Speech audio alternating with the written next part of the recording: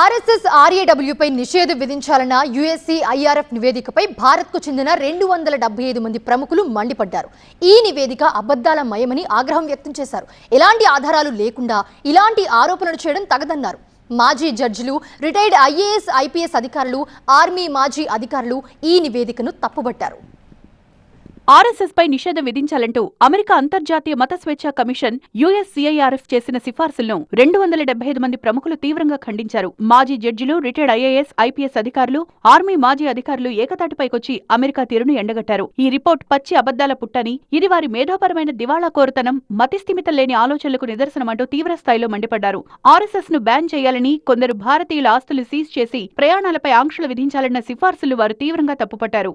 దేశ నిర్మాణం కోసం క్షేత్రస్థాయిలో అద్భుతమైన సేవ చేస్తున్న ఆర్ఎస్ఎస్ పై ఎలాంటి ఆధారాలు లేకుండా గుడ్డిగా నిందలు మోపడం ఏంటని 275 మంది ప్రముఖులు నిలదీశారు. భారత్ పై ఇలాంటి కక్షపూరిత నివేదిక రాసిన వాళ్ల బ్యాక్గ్రౌండ్ ఏంటో అమెరికా ప్రభుత్వం తక్షణమే ఎంక్వైరీ చేయాలని డిమాండ్ చేస్తూ ఒక జాయింట్ స్టేట్మెంట్ రిలీజ్ చేశారు. అమెరికా ప్రజలు కట్టే ట్యాక్స్ డబ్బులతో ఇలా భారత్ కు వ్యతిరేకంగా పనిచేసే శక్తులు పెంచి పోషిస్తున్నారని అమెరికా ప్రభుత్వాన్ని ఉతికారేశారు. దేశంలో పటిష్టమైన న్యాయ వ్యవస్థ ఉన్నప్పుడు మతపరమైన హక్కుల ఉల్లంఘన జరిగితే వ్యవస్థలు చూస్తూ ఊరుకుంటాయా అని అమెరికాను సూటిగా ప్రశ్నించారు. సుప్రీంకోర్టు మాజీ న్యాయమూర్తులు ఆదర్శ్ కుమార్ గోయల్, హేమంత్ గుప్తా సహా 25 మంది రిటైర్డ్ జడ్జిలు, 119 మంది మాజీ బ్యూరోక్రాట్స్ ఈ లెటర్ పై సంతకం చేశారు. మాజీ ఎలక్షన్ కమిషనర్లు ఓపీ రావత్, సునీల్ అరోరా, అలాగే 131 మంది మాజీ సైనికాధికారులు కూడా ఈ జాయింట్ స్టేట్మెంట్ ఇచ్చిన వారిలో ఉన్నారు. ఇండియాపై బురద జల్లేందుకు ప్రయత్నించిన అమెరికా కమిషన్ కు మన మాజీ ఉన్నతాధికారులు ఇచ్చిన ఈ స్ట్రాంగ్ కౌంటర్ ఇప్పుడు గ్లోబల్ లెవెల్లో హాట్ టాపిక్ గా మారింది.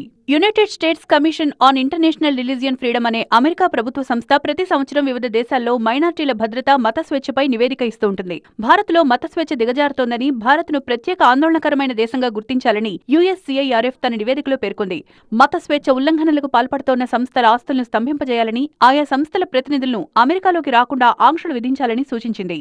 ఆర్ఎస్ఎస్ తో పాటు రీసెర్చ్ అనాలిసిస్ వింగ్ రాను నిషేధించాలని యుఎస్సిఐఆర్ఎఫ్ అమెరికా ప్రభుత్వానికి సిఫార్సు చేసింది. యుఎస్సిఐఆర్ఎఫ్ నివేదికను భారత్ తీవ్రంగా ఖండించింది. యుఎస్సిఐఆర్ఎఫ్ రిపోర్ట్ లెక్కలేనంత తిక్క ఉన్న ట్రంప్ తరహాలోనే ఉందని విమర్శలు వ్యక్తమవుతున్నాయి. ఈ రిపోర్ట్ అసత్యాల మయమని విదేశాంగ శాఖ విమర్శించింది.